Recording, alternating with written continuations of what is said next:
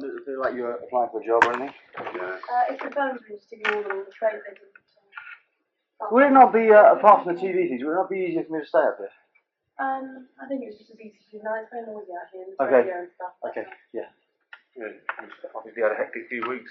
Well, this week has been like this. Yeah. That's okay. I'm pleased to be here. Are you pleased with the general reaction to the film?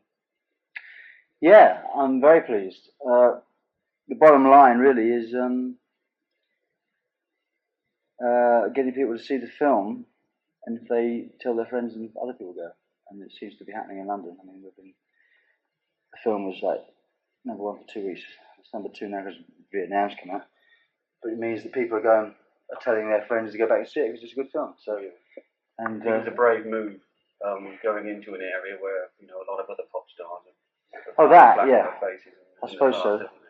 I just wanted to stretch myself a little bit and do something different, and it came at a time when that was good for me to do that because the Genesis tour, when that finished, it was such a long tour that and enjoyable but long that it was good for me to find something different. I mean, Vice thing, Miami Vice, had set me up emotionally to do it. I thought, oh well, great, I really enjoyed that, and see if there's anything more about. Had you been sent scripts before then? Yeah. What sort of things were there? Well, I don't know because I never really read them. I mean, Tony Smith, who's your namesake, my boss, he reads the stuff really because he reads far quicker than I do, and I'm always busy doing other things. And if he thinks I like something, he'll send it down to me. So that's what he did really with a few scripts beforehand, and I read a couple of them halfway through, lost interest. What sort of things were they? Well, there was one, I remember there was one that was involved, it was like a buddy film, and there was two guys in charge of the Light Brigade, and then just before they got killed, they got mysteriously transported to the Wild West, which, as soon as I saw it, didn't interest me really. Yeah. But you come from quite a theatrical family, don't you? You're child actor yourself. Yeah, I did it for a few years, 3 or 4 years. Is it right that your first starring role was Humpty Dumpty? Well, that was well before I did it professionally. My mum and dad used to have a little 30-foot cabin cruiser, and they belonged to a club where other people that had 30-foot cabin cruisers also belonged to, and they used to have amateur dramatics. Not amateur dramatics. It was basically a club that people enjoyed boats, and once a year they had a pantomime, and then a couple of times a year they had shows. And me and my brother and sister, who were also members of the club, we used to get involved with it. And on one pantomime I was Humpty Dumpty, but you can keep that under your hat if you want to. I don't mind. Then when I was 14, I started doing professionally. I mean, all through that time I was playing drums. But I was just really not old enough to be in a pro. You were the Artful Dodger, weren't you? Yeah, that's the first thing I did. How long were you in that? 7 months. 7 months. And how did that come about? My mum had just, as a favour to Barbara Speake, who ran a dancing school, she was asked if she wanted to fancy starting up an agency. It was basically sitting behind a desk with phones and just being there if someone called. And that's developed now. That's grown and grown to being one of the top 3 in the country. And she's been doing it 25 years. But at that time, it was done from home. And she just got a call for the Artful Dodger. They needed an Artful Dodger in the West End, and she sent me along with half a dozen other kids. And I just got it. Was she a sort of pushy mother? No, I knew you were going to say that. No, she wasn't. It actually worked. There she is now. It actually worked against. Hello? Hello? No, I'm afraid he's not in the office at the moment. We're doing interviews in here. Can I tell him to call you back? Yeah. Oh, Charlotte. All right. Hello. Oh, I actually know the person.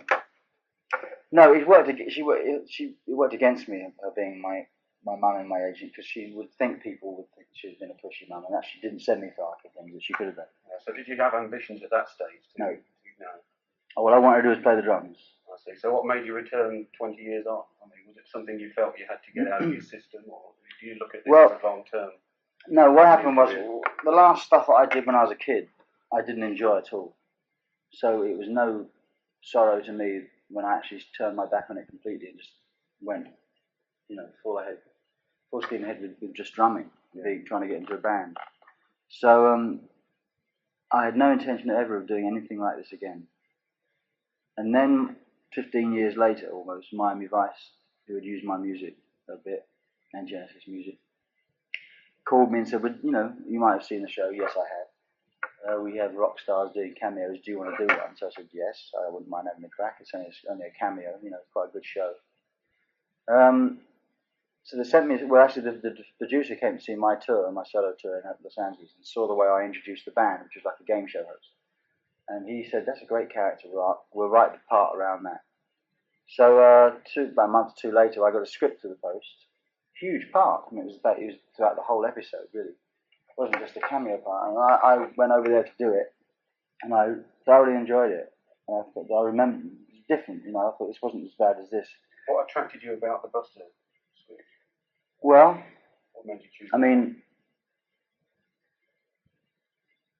I just read it and liked it. I mean, it was one of those things where I actually finished it, which was quite a big thing for me to do. I hadn't finished any scripts before then. I lost interest in it. So when I read the Buster script, I just read it a couple of times, and I thought, this is really good. This is funny.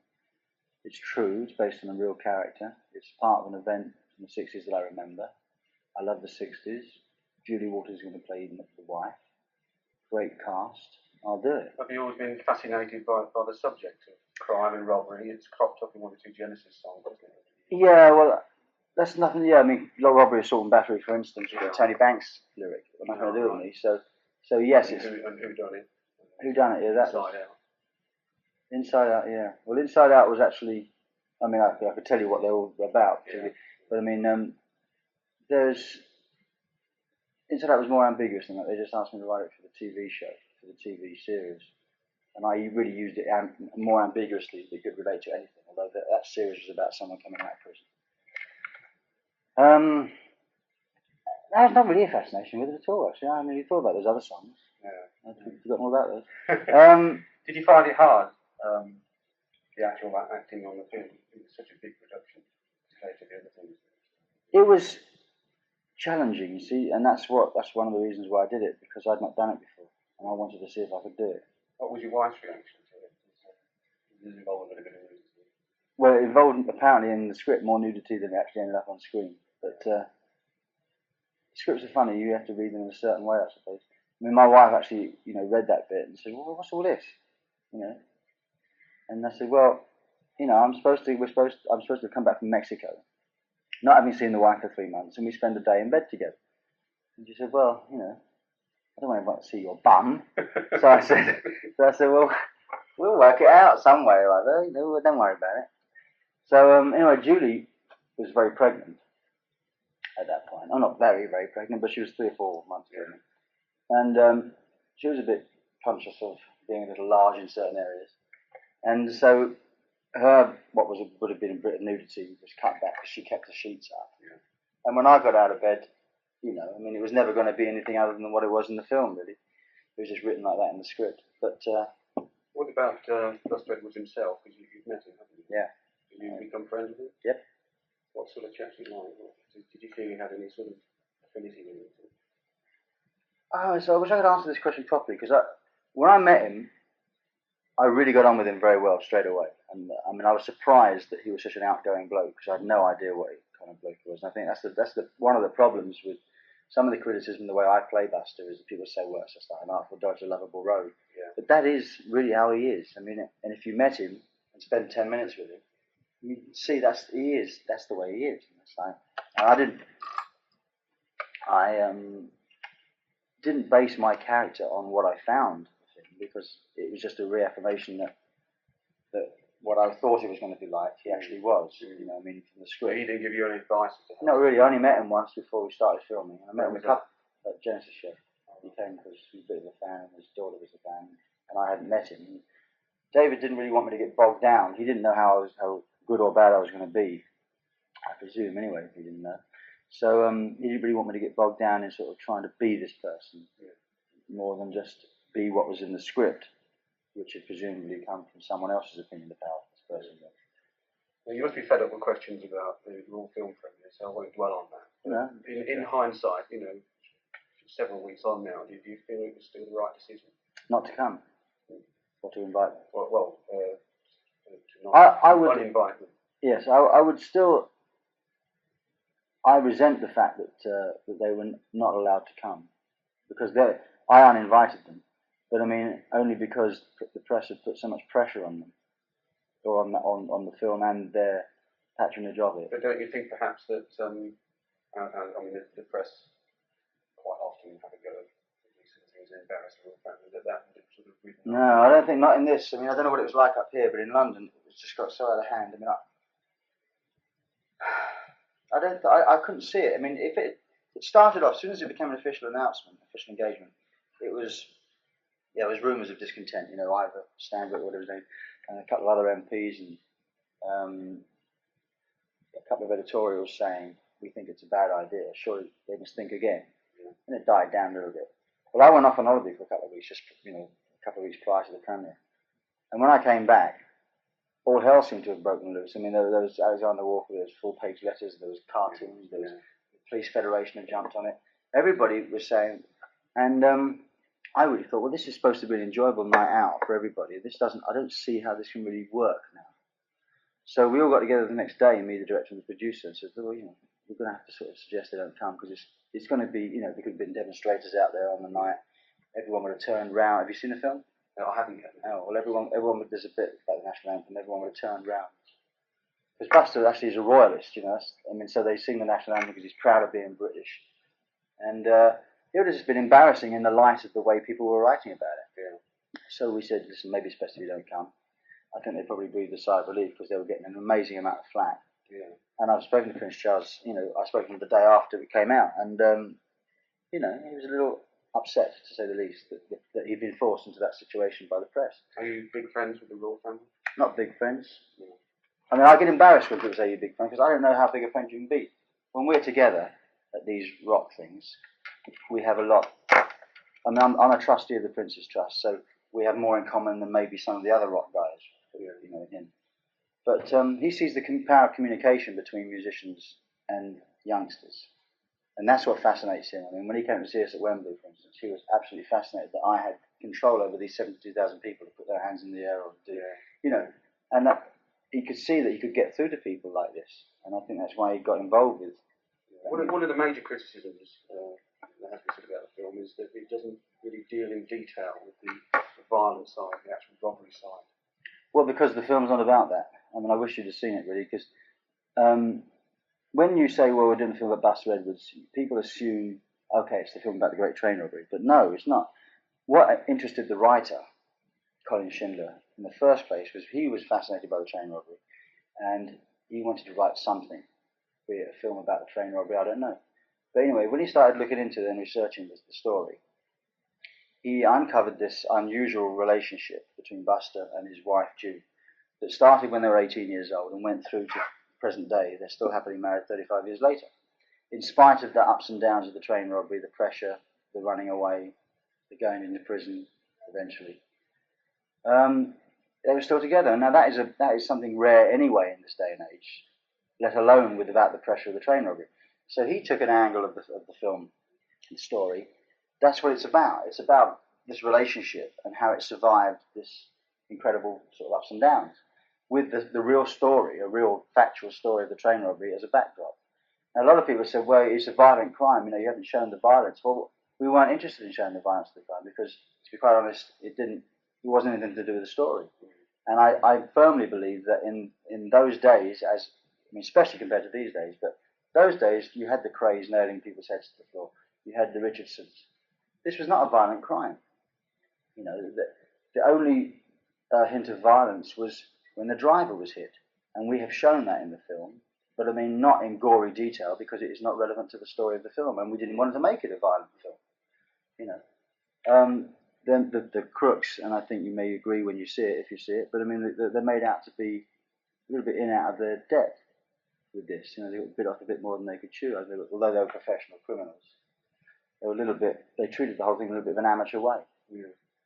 How do you react though to criticism of yourself? I mean, there's been a lot, obviously, publicity in recent weeks.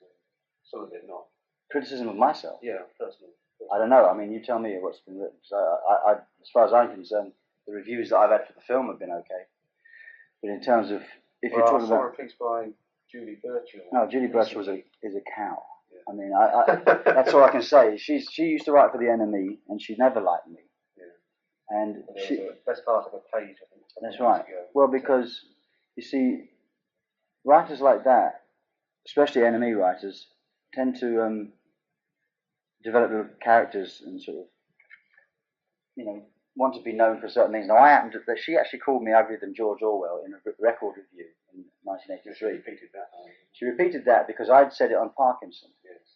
And I think she wanted everybody to know where it came from. Right? So a little bit of ego crept in there. And the thing about the stocking over here, without actually having a stocking over here, which is very funny, actually.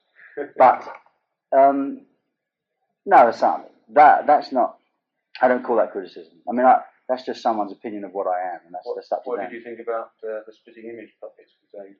Well, I like that. You see, they did a thing, didn't they? They did a spoof of one of your records. Yes. Now, you see, that shows how things can get twisted. I was in America when that came out.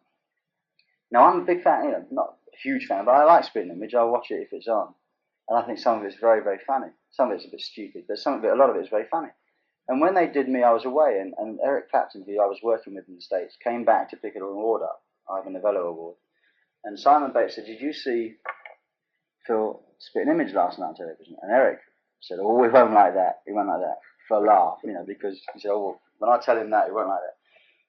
Simon Bates, bless his cotton socks, then said, "Phil Collins, angry and upset about Spitting Image."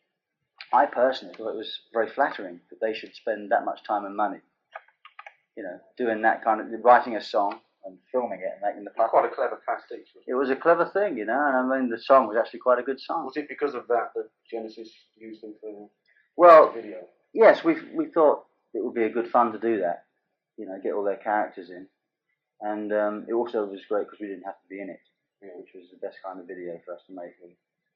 So as far as, now that Busters is finished, what about future roles? Are you looking to make this a career now? I hope so. Yeah. Yeah. I mean, not at the expense of music, but. Well, do you think there's a danger of typecasting? There is if I do the same thing. If I do. So what would you be looking for now? Anything that's not like what I've done, really. Yeah. I mean, it's as easy as that. I mean, I've only done one film, and it's a bit frustrating to be already typecast, but because of the Vice thing, that tends to. Because I suppose I am. I don't know why people think I'm typecast already, because the Vice thing was a con man. Buster is a criminal. I suppose no one would really I don't think you'd be sitting there talking to Bob Hoskins and saying he's typecast having just done A Long Good Friday and maybe Mona Lisa, because he's an actor. You expect an actor to be a certain, play different roles, but at the same time maybe play for the first few films in his career, play the same role. Yeah. Go away! Go away! We haven't finished yet.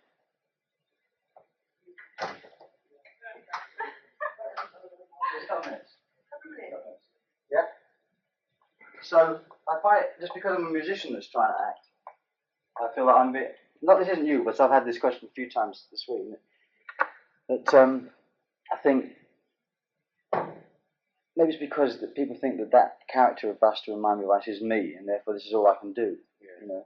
I mean, it required a lot of acting from me to do the Buster thing, and there's things in there that I would never, don't do normally. I've never done before. Do you see yourself as a budding sex singer on that screen? Do you think I should? I don't think so. I think you learn, my limitations at the moment are probably character parts, probably. I don't know, but I obviously want to try something that's different from Buster, because the whole idea of doing this is for me to do something I've not done before, to rise to some kind of challenge. How will this career, though, affect Genesis? Will that still go on, or is there a danger now to the music side? No, I think I'll just cram this in with everything else.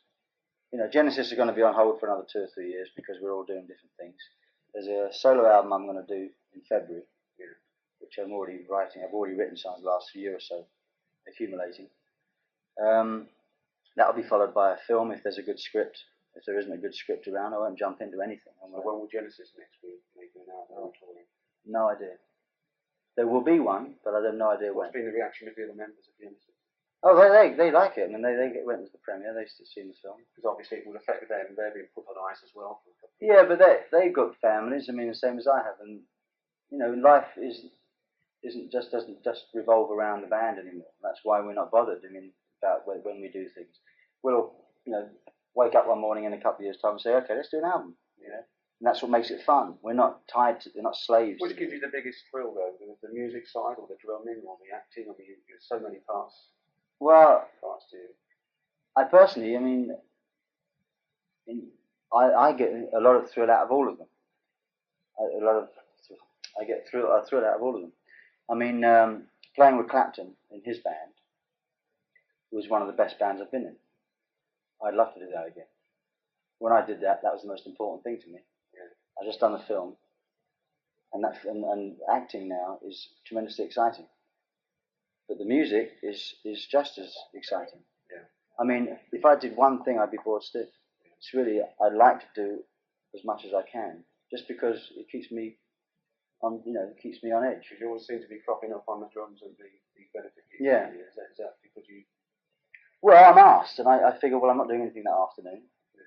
Why don't I go along? I mean, this Prince's Trust things, obviously I'm involved with the Trust, and I try and help as much as possible. But Mandela concert, I mean, Midge came up to me and said, I'm putting a band together for Nelson Mandela, do you want to play the drums? And I said, great. So it's really people asking, it's not any burning ambition or desire to be everywhere at once. It's just that when someone says it's for charity, do you want to do it? I'll have a crack, Okay, I think we're being happy. Thank you very much.